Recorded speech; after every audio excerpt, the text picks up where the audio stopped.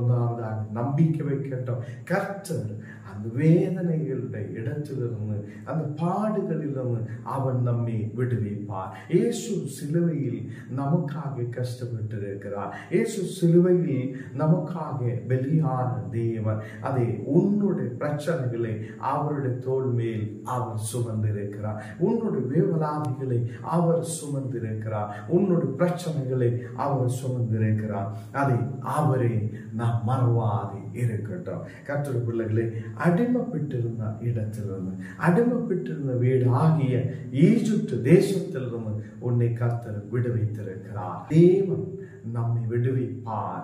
அந்த அடிமை வீடான ஈஜிப்ட் தேசத்திலிருந்து தேவன் நம்மை விடுவிப்பார். இன்னைக்கு இந்த வசனங்கள் கேட்கிற கர்த்தருடைய பிள்ளைகளை, உன்னை விடுவிக்கிற தேவன் உண்டு, உன்னை நடத்துகிற தேவன் உண்டு. உன்னை முன்னாடி அவன் நடத்த முடிகிறவரா